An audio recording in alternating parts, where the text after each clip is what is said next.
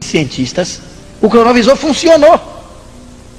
E eles desmontaram, e eles conseguiram gravar muitas cenas da história. Voltaram ao passado e o cronovisor não pegou somente voz, eles conseguiram fazer imagem. O padre Brini foi amigo íntimo e pessoal do padre Pellegrino Ernetti.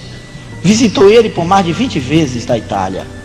E de todos os seus encontros ele disse que não teve um no qual eles não falassem sobre o cronovisor. O padre Brini publicou algumas coisas em seu livro, achando que era possível de ser traduzido pela interpretação de algumas pessoas, e gravou uma fita conosco com uma série de depoimentos que ele pede, como pede no livro, que o padre Ernetti perdoe ele por ter dito. Eu vou ler o texto do padre Brini e vocês vão acompanhando comigo o raciocínio dessa história fantástica e impressionante. Ele diz: eu citei entre as hipóteses a serem encaradas para explicar a transcomunicação aquelas das ondas remanescentes. Sei muito bem que um grande número de cientistas continuam a considerar totalmente absurda essa história de ondas não detetáveis por nossos instrumentos, que veiculariam indefinidamente os sons e as imagens do passado. Entretanto, conhecemos há muito tempo casos indiscutíveis de clarividência que deixam supor, de qualquer forma, a existência de tais ondas. Como é que um clarividente retorna ao passado e vê cenas que ainda não existem mais? Onde é que estão essas cenas? Em algum lugar que a mente dele sintonizou.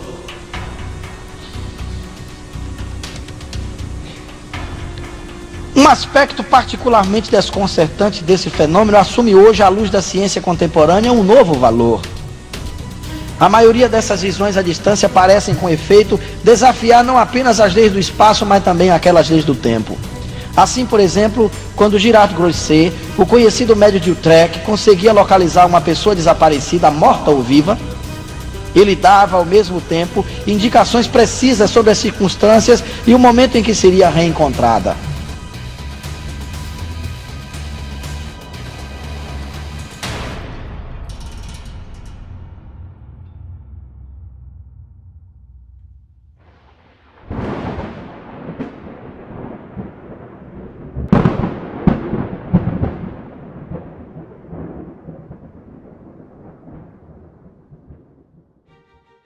A atração do ser humano pela manipulação temporal tem sido uma fonte perene de inspiração, tanto na cultura popular quanto na ficção científica. Um dos conceitos mais fascinantes ligados a essa temática é o cronovisor.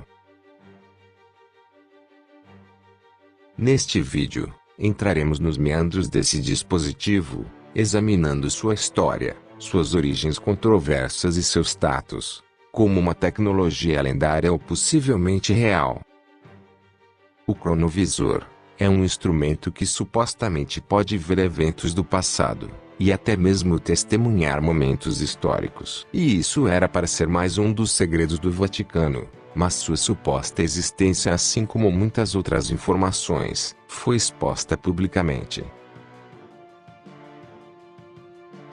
Segundo relatos, o cronovisor foi criado no início da década de 1960, por um grupo de respeitados físicos, engenheiros e matemáticos italianos, liderados por Pellegrino Ernetti, um frade beneditino e ex-físico. Ernetti afirmou que a máquina poderia olhar para o passado e trazer de volta gravações de eventos históricos, como uma televisão, usando a combinação de um tubo de raios catódicos, mostradores, antenas e algum tipo de amplificador de ressonância. As imagens supostamente capturadas do passado apareciam em forma de holograma, e os usuários podiam até girá-las para ver em diferentes perspectivas.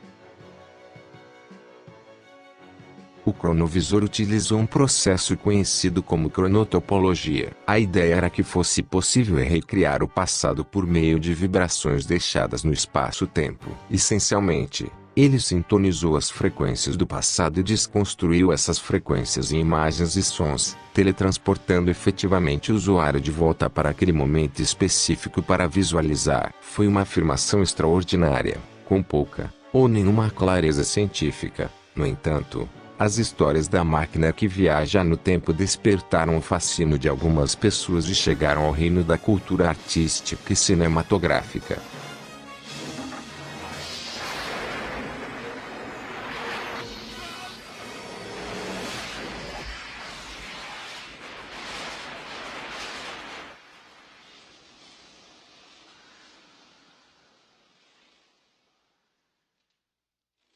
As alegadas capacidades do cronovisor tornaram-se selvagens e de longo alcance ao longo do tempo. Em meados da década de 1970, o padre François Bruni, que investigou a máquina, publicou um livro sobre ela, O Novo Mistério do Vaticano. Ele descreveu como o padre Ernest usou para testemunhar, entre outras coisas, a crucificação de Cristo e as reuniões do Senado romano.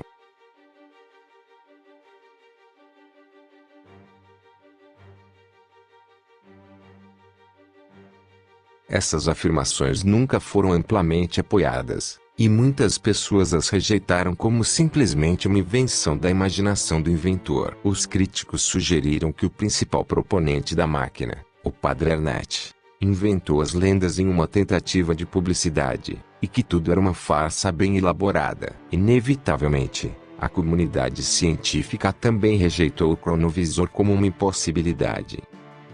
Algumas pessoas permaneceram convencidas. Nos últimos anos, escritores, pesquisadores e os denominados teóricos da conspiração ressuscitaram a história do cronovisor, argumentando que elementos das afirmações são verdadeiros e que a máquina, ou outro dispositivo semelhante de visualização do tempo existem. Afirmam que funcionários do Vaticano, da CIA, e dos militares dos Estados Unidos estão na posse dos cronovisores funcionais, e que os utilizam para ver os momentos mais significativos do passado. Muitos também apontaram supostas referências a viagens no tempo em textos antigos. Um dos argumentos mais convincentes a favor da legitimidade do cronovisor, porém, é o surpreendente grupo de criadores do projeto. Os alegados inventores do cronovisor, incluindo Enrico Fermi, vencedor do Nobel de Física, o infame Wernher von Braun, que ajudou a arquitetar o regime nazista, e as armas que aterrorizaram a Europa. E o próprio padre Ernest, que também era uma das maiores autoridades em física. Todos eram certamente pessoas talentosas, e não seria impossível que este notável grupo de inovadores tivesse as competências e os recursos para desenvolver tal máquina. Após algumas fotos retiradas pelo cronovisor se tornarem notícia por quase toda a Europa, o padre Ernest foi convidado para uma reunião com a mais alta cúpula do Vaticano, e após essa reunião, o padre deu algumas declarações dizendo que todo o material produzido pelo cronovisor eram falsos, e que o cronovisor não passava de um produto fictício. O padre Ernest morreu em 1994, e desde aquela reunião até o dia de sua morte, ele nunca mais tocou nesse assunto sobre o cronovisor. E estranhamente, Enrico Fermi e Wernher von Braun também se mantiveram no mais absoluto sigilo. Na verdade, algumas pessoas acreditam que o governo dos Estados Unidos se interessou pela lenda do cronovisor, e iniciou um projeto para desenvolver o seu próprio dispositivo de visualização do tempo. Ironicamente, a agência de inteligência americana que supostamente explorou as viagens no tempo, foi a mesma que recrutou Wernher von Braun no final da Segunda Guerra Mundial para a CIA. Este fascínio pelo cronovisor continua, não faltando especulações e imaginação circulando por aí. Embora não haja nenhuma evidência concreta que sugira que a máquina de visualização que viaja no tempo exista, ela continua a ser um elemento do fascínio de algumas pessoas pela viagem no tempo e suas possibilidades. Em última análise, quer se trate de uma farsa ou de uma invenção funcional alegadamente elogiada nas profundezas do Vaticano, como contam algumas histórias, as histórias do cronovisor certamente despertam a imaginação e a admiração de muitos questionadores pelo mundo inteiro.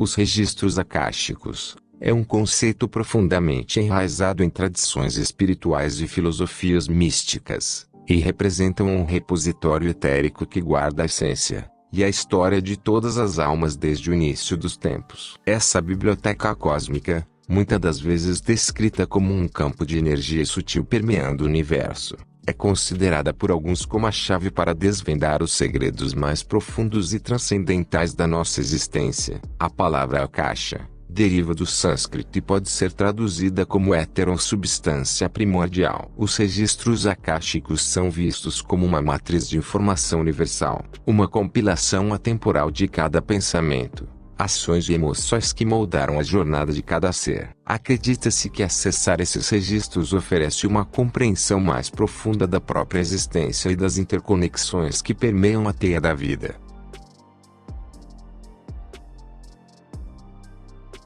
A prática de acessar os registros akáshicos geralmente envolve um processo meditativo, no qual os buscadores buscam sintonizar sua consciência com essa dimensão superior. É como abrir as portas de uma biblioteca cósmica, onde a sabedoria ancestral e os eventos passados se desdobram diante do buscador. Aqueles que mergulham nesse estado transcendental relatam insights profundos sobre sua própria jornada espiritual, bem como uma compreensão mais ampla do propósito de suas vidas. Os defensores dos registros akáshicos argumentam que, ao compreender as escolhas e experiências passadas, as almas podem curar traumas, superar desafios presentes e moldar um futuro mais consciente. Essa perspectiva é profundamente enraizada na crença de que a energia do passado não apenas influencia o presente, mas também pode ser transformada para criar uma realidade mais alinhada com a essência verdadeira de cada indivíduo.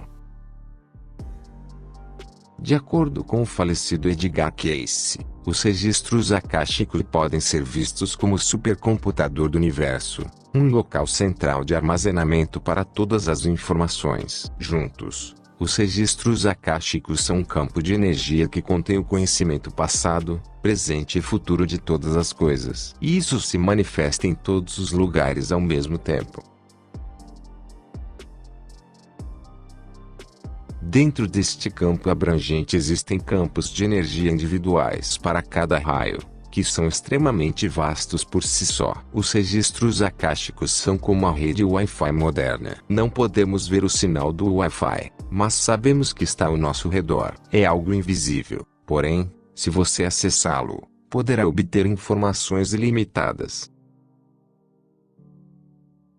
Em quase qualquer lugar da Terra que tenha um acesso à internet, você pode encontrar esses padrões e códigos ocultos flutuando ao nosso redor. O mesmo acontece com os registros akáshicos. Basta sintonizar sua consciência na frequência certa para poder acessar essas informações.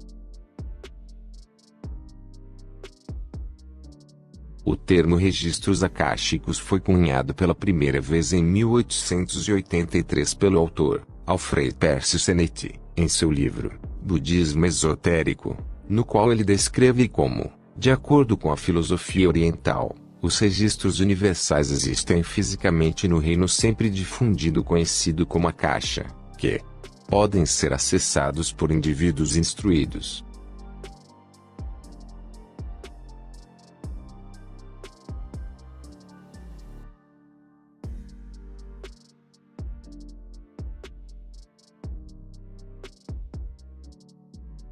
Mas o que é interessante é que referências aos registros akáshicos podem ser encontradas há milhares de anos nas antigas escrituras hindus. O Mahabharata e os Puranas mencionam histórias sobre este famoso sábio místico védico, conhecido como Narada. A tradição diz que Narada transcendeu a consciência para reunir conhecimento e difundir ensinamentos de grande sabedoria.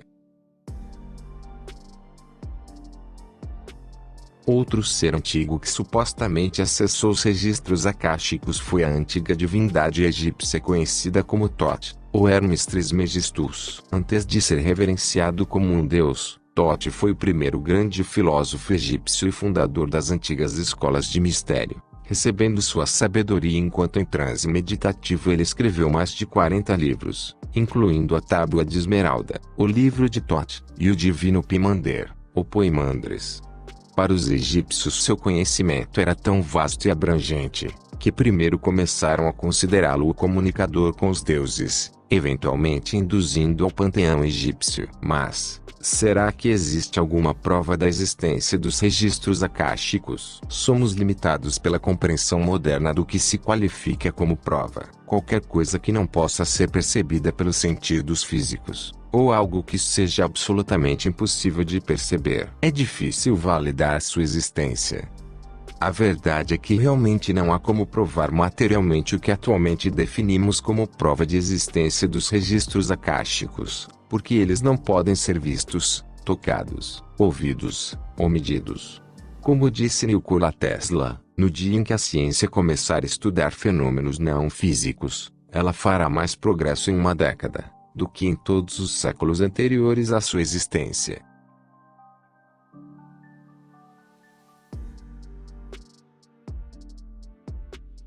Depois de anos estudando a natureza dos campos eletromagnéticos e gravitacionais, o Dr. Erwin Laszlo anunciou que encontrou evidências do campo A, o akáshico.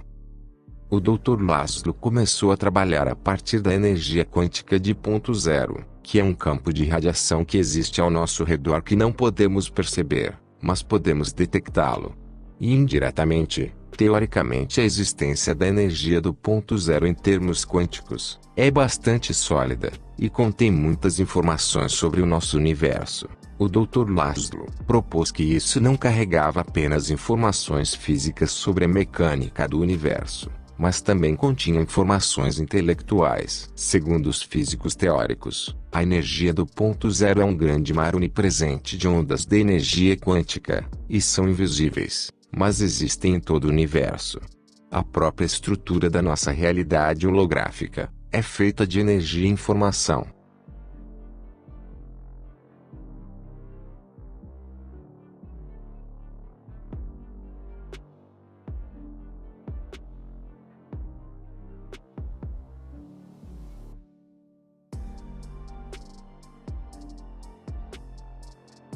Com a possibilidade de todas estas informações serem perfeitamente acessíveis, certamente seria muito possível, com os elementos certos e antenas altamente sensíveis, a invenção de um artefato capaz de detectar e converter toda essa onda de informação para som e imagem, bem como a ideia do cronovisor do Padre Ernest, e muitos outros artefatos inventados nestes últimos anos, dos quais ainda nem chegaram ao nosso conhecimento.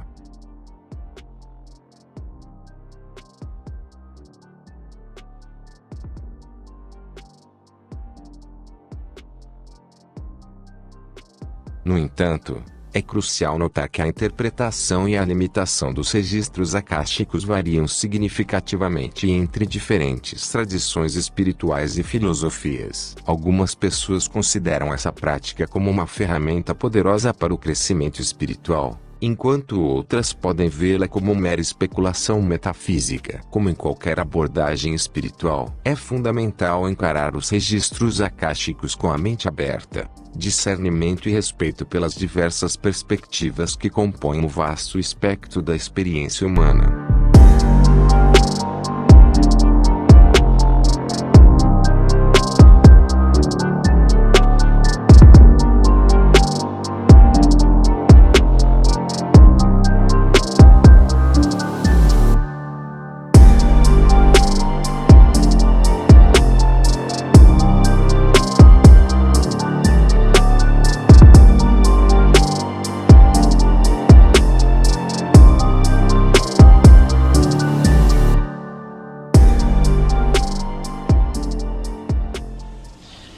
A hipótese do cronovisor é uma coisa que assusta algumas pessoas, mas diante de tantos resultados que sustentam essa ideia, ela não parece tão absurda, porque agora um prêmio Nobel de Física na França está fazendo um trabalho através do raio laser em vasos antigos da Grécia e está conseguindo gravar algumas conversações, palavras e diálogos que estão aprisionadas em torno daquele vaso. Vejam que as descobertas deixam a gente um pouco tonto nas informações. O cronovisor teria sido um equipamento que foi construído no ano de 1956. O cronovisor funcionou. E eles desmontaram. E eles conseguiram gravar muitas cenas da história. Voltaram ao passado e o cronovisor não pegou somente voz, eles conseguiram fazer imagem. O padre Brini foi amigo íntimo e pessoal do padre Pellegrino Ernetti. Visitou ele por mais de 20 vezes na Itália. E de todos os seus encontros ele disse que não teve um no qual eles não falassem sobre o cronovisor. O padre Brini publicou algumas coisas em seu livro, achando que era possível de ser traduzido pela interpretação de algumas pessoas, e gravou uma fita conosco com uma série de depoimentos que ele pede, como pede no livro, que o padre Ernetti perdoe ele por ter dito. Eu vou ler o texto do padre Brini e vocês vão acompanhando comigo o raciocínio dessa história fantástica e impressionante. Ele diz: eu citei entre as hipóteses a serem encaradas para explicar a transcomunicação, aquelas das ondas remanescentes. Sei muito bem que um grande número de cientistas continuam a considerar totalmente absurda essa história de ondas, não detetáveis por nossos instrumentos,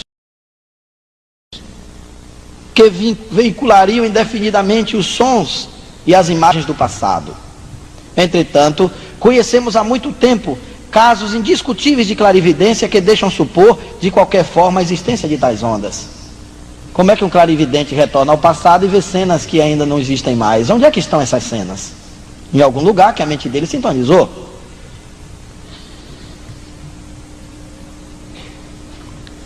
Um aspecto particularmente desconcertante desse fenômeno assume hoje, à luz da ciência contemporânea, um novo valor. A maioria dessas visões à distância parecem, com efeito, desafiar não apenas as leis do espaço, mas também aquelas leis do tempo. Assim, por exemplo, quando Girard Grosset, o conhecido médium de Utrecht, conseguia localizar uma pessoa desaparecida, morta ou viva, ele dava, ao mesmo tempo, indicações precisas sobre as circunstâncias e o momento em que seria reencontrada. Dessa forma, ele se submeteu centenas de vezes em condições rigorosas de observação ao famoso teste da cadeira vazia, entre aspas. Ele descrevia a pessoa que se sentaria em uma determinada cadeira, apenas indicando na planta de uma sala, quando nem mesmo os organizadores do teste sabiam em qual sala ocorreria a experiência, e nem qual a pessoa que se sentaria naquele assento pré-indicado. Ainda recentemente, tais estudos foram retomados nos Estados Unidos, na Universidade de Princeton, por Herbert John e sua colaboradora Brenda Dunn. Os resultados publicados por eles são impressionantes e comportam essa mesma característica, a transcendência em relação ao tempo e ao espaço. Parece, inclusive, que as visões pré-cognitivas sejam um pouco mais frequentes que aquelas retrocognitivas, ou seja, as pré-cognitivas do futuro, retrocognitivas do passado. Mas nada disso parece causar espanto a Oliver Costa de Belgrad, autor do prefácio da versão francesa do livro John. Segundo ele, trata-se apenas de uma das manifestações da não separabilidade quântica e da invariação Lorentz-Luders, um quadro conceitual pronto para a percepção pré-cognitiva à distância. Parece que no nível quântico da realidade, o tempo e o espaço não contam. Portanto, começamos a compreender por que a existência dessas ondas remanescentes e suas curiosas propriedades não seriam assim tão absurdas. Isso basta para que eu ouse falar de uma descoberta ainda mais impressionante que todas as outras já citadas aqui. Trata-se dessa vez de uma verdadeira máquina do tempo, que não nos transporta fisicamente como se vê em alguns filmes de ficção científica, o que seria bom demais. Trata-se apenas da captação dos sons e das imagens do passado, de qualquer passado, do mais longínquo ao mais recente. Sei que pode parecer inacreditável e que, acrescentando estas páginas ao meu livro, corro o risco de provocar uma catástrofe, ou seja, os leitores, bem ou mal, me poderão acompanhar até aqui e pensarão que estou indo longe demais e começarão a duvidar seriamente do que já falei. Mas eu já tratei desse assunto em um livro precedente, mas ainda não disse tudo, não forneci muitos detalhes. A citação anterior serviu-me para testar um pouco as reações. Como essa história estava diluída em meio a uma grande quantidade de outros fenômenos, todos fantásticos e pouco conhecidos, acabou por não ser tão observada. Apenas alguns leitores, e justamente os cientistas, procuraram me falar a respeito desse assunto. Haviam ficado espantados, mas nem tanto. Afinal, hoje se fala mais frequentemente de tais fenômenos. Em alguns anos a situação evoluiu um pouco. Os programas de televisão discutindo o assunto multiplicam-se em todos os países e estou em condições de confirmá-lo. Os artigos e revistas também. Às vezes em tom cético, mas o assunto está sendo tratado. Cada redator, cada programador sente-se mais ou menos obrigado a abordar esse tema.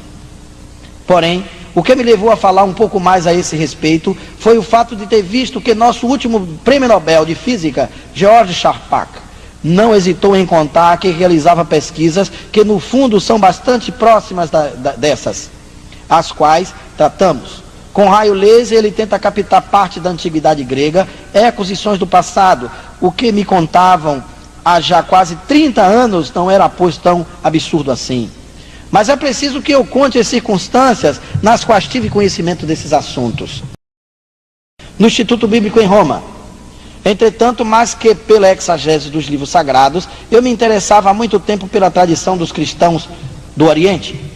Eu já tivera em Roma, relata o padre Brini, a oportunidade de poder estudar um bom número de mosaicos bizantinos e aproveitava as férias escolares para conhecer aquelas existentes em Ravenna. Faltava-me visitar um lugar de forte influência bizantina, Veneza. Ao concluir meus estudos e voltar para a França, decidi fazer um desvio em meu roteiro e passar pela cidade dos Doges. De carona, como sempre, pois não dispunha de recursos financeiros para ir de trem, mas não me arrependera do esforço feito. Ao visitar a célebre abadia beneditina de San Giorgio de Maggiore, encontrei como por acaso um estranho monge, o padre Pellegrino Ernetti. Ele esperava seu vaporeto no pequeno cais que existe bem em frente ao monastério. Eu também estava esperando, não me lembro mais com exatidão como começamos a conversar. Com certeza algum comentário altamente filosófico sobre as irregularidades do clima ou das embarcações. Mas o fato é que ele acabou perguntando, mais por gentileza do que por verdadeiro interesse, de onde eu vinha e qual o motivo da minha presença em Veneza. O padre Ernetti havia estudado tantas línguas estrangeiras quanto eu. Começamos logo a falar de teologia e de Sagrada Escritura. Não demorou muito e eu já lhe confiava a minha irritação a respeito dessas novas interpretações das Escrituras, que consistem em ver ali apenas um conjunto de símbolos sem sentido, sem grande relação com alguns fatos, e aqueles exagerados que consideram tudo absolutamente reais, e mesmo no que diz respeito à vida do Cristo. Ele me disse então algumas palavras a respeito de um aparelho misterioso que poderia silenciar todos aqueles belos discursos. E acrescentou: veja, o senhor terá que ensinar em breve em um grande seminário. O padre Brini acabava de se formar. Então, caso tenha tempo, vá me visitar no monastério amanhã à tarde. Falaremos a respeito de tudo isso com mais calma. No dia seguinte, peguei novamente o vaporeto rumo à pequena ilha de San Giorgio. Bastante intrigado com o que me esperava, se eu soubesse, argumenta padre Brini. Aqui está mais ou menos o resultado daquilo. Tudo começara, como já mencionamos anteriormente, com o extraordinário incidente ocorrido no Laboratório de Física Experimental da Universidade Católica de Milão, envolvendo o padre Gemelli Ernetti, que filtrava cantos gregorianos para a eliminação de harmônicos. O padre Ernetti, que é também um cientista diplomado, tanto em física nuclear quanto em línguas antigas, imaginava o que deveria acontecer com esses sons, uma vez eliminados em seu trabalho. Desapareceriam verdadeiramente? Seriam reduzidos do nada ou simplesmente seriam eliminados da gravação? Era-lhe evidente que esses sons deveriam continuar a subsistir em algum lugar, mas se isso acontecia com aqueles sons, deveria ter acontecido também com todos os sons do passado, de todas as épocas, e caímos então na hipótese formulada por George Charpak. Padre Ernetti discutiu com outros físicos. Como ele era muito bem relacionado, criou pouco a pouco em torno de si uma equipe de cientistas que, em segredo, se lançaram nessa aventura fantástica, localizar os sinais do passado. Nascia o cronovisor. Quem descobriu o cronovisor? Pergunta padre Brini. Nós éramos muito, relata o padre Ernetti. Firmei um dos seus discípulos, Fermi, e um dos seus discípulos, Henrique Fermi, foi um grande cientista, um prêmio Nobel japonês, um cientista português e Wernher von Braun, que se interessavam muito pelo assunto. Veja que a equipe era de titãs da física daquele tempo, e tinha outros pesquisadores que o padre Brini revelou o nome. Mas como os senhores descobriram uma coisa tão surpreendente, praticamente por acaso, uma simples ideia, assim como o ovo de Colombo, basta que alguém pensasse no problema. Mas então, algum dia, poderá também alguém chegar a essa descoberta? Não acreditava o padre Ernetti, seria quase impossível, seria preciso um grande golpe de sorte imenso. Antes, talvez sim, pois havia poucos físicos de alto nível envolvidos no assunto, argumenta o padre Brini, mas hoje não me parece assim tão certo. Os físicos estão trabalhando muito atualmente na questão do espaço e do tempo, mas os senhores podem olhar no tempo para onde querem? Perguntou ele ao cientista católico. Perfeitamente, para qualquer lugar, para qualquer época. E o que já conseguiram ver? Começamos tentando captar um discurso de Mussolini. Para nós a dificuldade estava apenas na escolha. Não nos faltava documentos que pudessem testar a autenticidade das imagens e dos sons recebidos. Depois, voltando no tempo, procuramos captar a imagem de Napoleão. Seu rosto nos era bastante conhecido e temos muitos documentos que nos poderiam ajudar a uma comprovação. Acredito, se entendi bem seu discurso, que tratava da proclamação da República Italiana. Voltando ainda mais o tempo, sempre do conhecido para o desconhecido, captamos várias cenas da antiguidade romana. Uma cena do mercado de frutas e legumes de Trajano, um discurso de Cícero, um dos mais famosos, a primeira catilinária. Nesse ponto notamos que há uma pequena diferença de pronúncia em relação àquela ensinada nas escolas de hoje. Por fim, captamos um pequeno sainete, a espécie de curta tragédia antiga, quase totalmente perdida, de autoria de uns primeiros poetas da língua latina. Tínhamos conhecimento apenas de 25 citações feitas por 3 autores antigos, Próbios e Cícero. Ela foi representada em Roma em 169 a.C. Imagina, eles viram essa cena no cronovisor, não só a fala como também a imagem. E os senhores puderam reconstituir o texto? Nós vimos e ouvimos tudo, diz o padre Ernetti. O texto, os coros, a música. Aliás, eu publiquei o texto integral dessa tragédia. Trata-se de uma época apaixonante na qual o latim, sob a influência do grego, desvencilhava-se das formas dialetais e populares. Tudo isso é absolutamente fantástico, inacreditável, maravilhoso. Mas diga-me, padre, quando o senhor me disse que deveria vir aqui encontrá-lo, acho que não era só para isso. O senhor tinha me falado da vida do Cristo. Os senhores puderam chegar de fato até a vida do Cristo? Sim, claro. E então? Houve um pequeno silêncio, uma hesitação, ou um breve recolhimento antes de começar, e o padre Ernetti retomou a palavra. Em primeiro lugar, tentamos captar a imagem da paixão. Inicialmente enfrentamos uma dificuldade, por mais monstruosa que seja essa espécie de suplício. A crucificação era frequente naquela época. Havia muitos homens crucificados. Era difícil saber quem era o Cristo. Nem a coroa de espinho poderia nos ajudar, pois, contrariamente ao que se pensa em geral, a coroa de espinhos também não era excepcional. Então tentamos ir um pouco mais longe, e então encontramos a última ceia. A partir daquele momento, não abandonamos mais a figura do Cristo. Era o ano 36 de nossa era, e as cenas foram captadas de 12 a 14 de janeiro de 1956. Vimos tudo, a agonia, o jardim das oliveiras, a traição de Judas, o processo, o Calvário. Jesus estava desfigurado quando foi levado a Pilatos. Nós vimos a subida do Calvário, o caminho da cruz. Mas a piedade medieval deformou um pouco, acrescentando alguns episódios ao acontecimento. O Cristo jamais caiu. Aliás, ele não carregava toda a cruz. Ela lhe seria muito pesada. Ele só carregava a trava horizontal, amarrada a seus ombros. Seus pés estavam atados uns de outros, 2 condenados que foram crucificados ao seu lado. Ele estava muito desfigurado, repete o padre Ernetti. A flagelação havia arrancado pedaços da carne.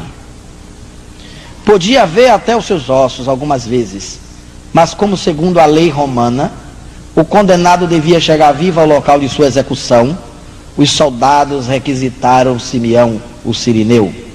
Também vimos essa cena como é narrada. no Evangelho. Mas também nesse episódio, a piedade gerou algumas interpretações. Antigamente líamos textos lindos, que faziam com que desejássemos estar no lugar de Simeão. Sentíamos interiormente vontade de, como ele, ajudar o Cristo a carregar sua cruz. Mas vimos naquela ocasião que Simeão não demonstrou qualquer disposição para aquela tarefa, ele foi obrigado a cumpri-la. O episódio de Verônica, pergunta o Padre Brini, enxugando o rosto do Cristo, foi visto pelos senhores? Não houve esse episódio. E aliás, o senhor sabe, essa passagem também não está nos evangelhos. E o Padre Ernest prosseguiu naquela história fantástica. Chegando ao Calvário, Cristo olhou para todos aqueles que o cercavam e que o insultavam. E repetiu-se a mesma cena ocorrida no Jardim das Oliveiras. Todos caíram ao chão. Judeus, gregos e romanos. Apenas Maria, João e duas outras Marias permaneceram de pé. Ao pé da cruz, nem Maria, sua mãe, nem São João choravam. Apenas choravam as duas outras Marias.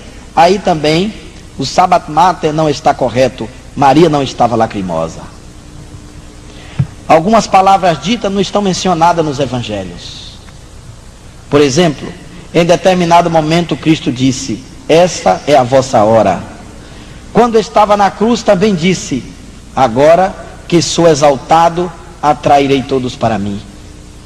As 7 palavras de Cristo na cruz relatadas pelos evangelhos são quase exatas. Cada vez que falava, olhava em torno de si e todos se calavam. Seu rosto era de dor, mas sempre nobre, hierático. Por vezes o texto do Evangelho foi nos mostrado de forma um pouco mais completa.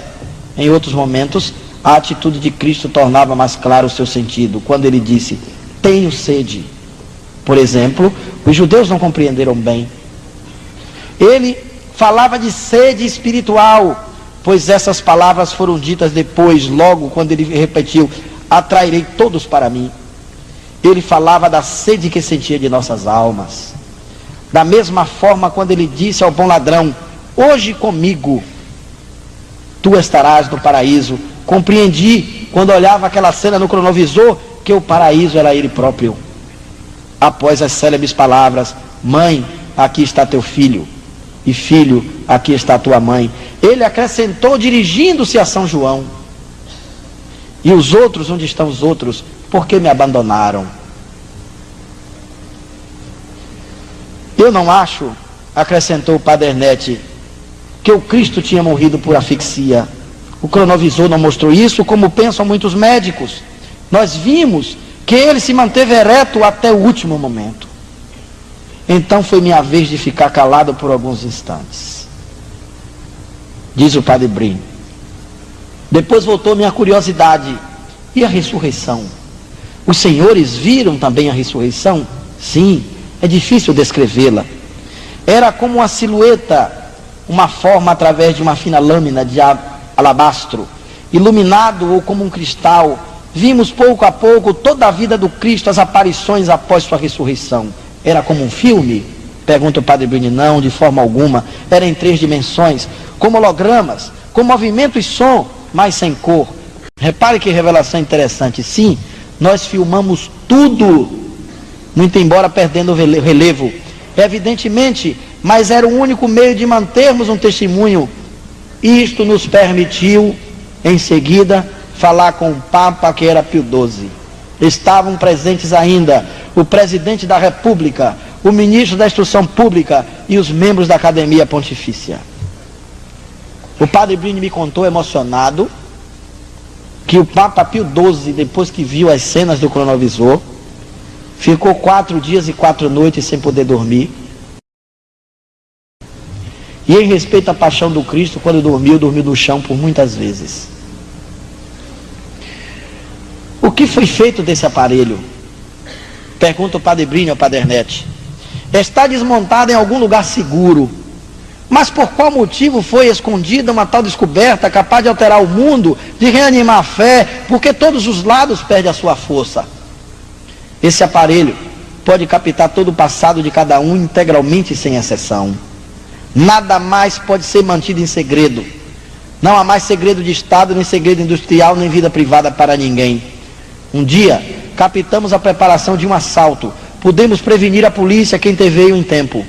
É uma alteração, mas é tão imensa que amedronta alguns. É a porta aberta para a mais aterradora ditadura que o mundo jamais conheceu. Terminamos concordando com todos os físicos envolvidos em desmontar o cronovisor. Mas talvez sem revelar tudo, poder-se-ia utilizá-lo para descobrir certos elementos da história da humanidade que depois poderiam ser efetivamente encontrados através de escavações. Ter-se-ia assim pelo menos uma prova da existência desse aparelho. Nós já o fizemos. O que se refere aos famosos manuscritos conhecidos como do Mar Morto. Sabemos que na população se pensa que foi um pastor que, procurando uma cabra desgarrada, entrou em uma gruta e encontrou os primeiros textos. Mas foi o cronovisor que nos permitiu indicar as outras grutas de Qumran, onde poderiam ser encontrados outros manuscritos. Os americanos vieram até aqui, eu recebi o embaixador americano na Itália, assinamos um protocolo através do qual eles se comprometeriam em publicar esses textos, indicando qual seria sido a sua fonte. Mas nada aconteceu, eles não cumpriram a palavra, silêncio completo. O Senhor poderia dar uma ideia da estrutura dessa máquina que veio passado? Isso não levará a nada, mas posso dar-lhe um pouco de prazer sem correr grande risco. Ela era formada de 3 elementos. O primeiro bloco compreendia uma enorme quantidade de antenas para captar todas as ondas possíveis e imagináveis. Essas antenas eram feitas de liga de todos os metais. O segundo bloco era um seletor que trabalhava na velocidade da luz. Podíamos sintonizá-lo em uma espécie de circuito fechado, no qual na sala e a data e na pessoa de nossa escolha. Mediante isso, o aparelho em seguida acompanhava em todos os seus movimentos. Por fim, a terceira parte era simplesmente formada por um aparelho de captação de imagens, capaz de gravar imagens de sons obtidos. E os senhores pensam em utilizar essas fantásticas possibilidades dessa descoberta para explorar o universo? O rosto do Padre Ernesto iluminou-se, parecia visivelmente interessado, confessou-me não ter muitas pesquisas, possibilidades dessa hipótese, devido ao fato de ele argumentar que se esse cronovisor cair na mão de pessoas inescrupulosas, poderia trazer mais mal à humanidade do que bem. Saí do monastério assombrado, relata o Padre Brini, transtornado. Teria eu sonhado, ou o sonho teria sido do Padre Ernesto? Voltei a encontrá-lo várias vezes. Tudo o que foi dito aqui foi me repetido por ele, às vezes com mais detalhes, com algumas precisões, todas as respostas às minhas perguntas. E então, trata-se de um homem de fé que não mentira. Discutimos muitos outros temas estritamente religiosos. Ele é verdadeiramente um homem de Deus, se isso existir. Ele é também um homem de ciência e não estava sozinho. Ele não inventou seguramente toda essa história. Ele não é um mitômano.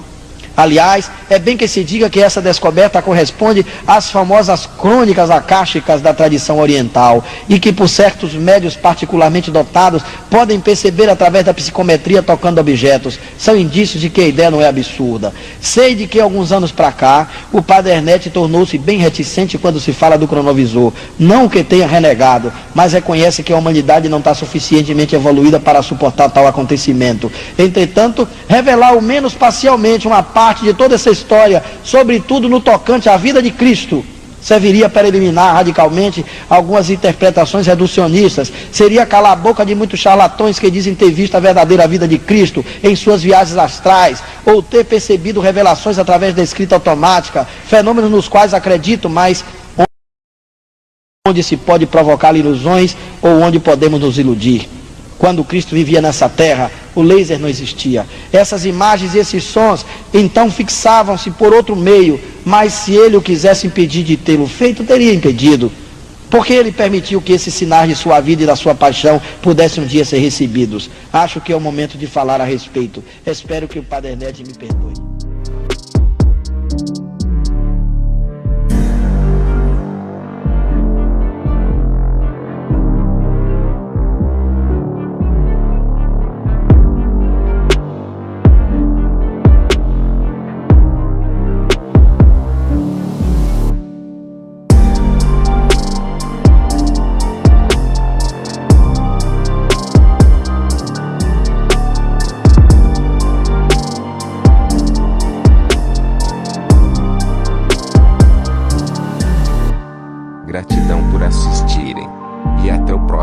vídeo.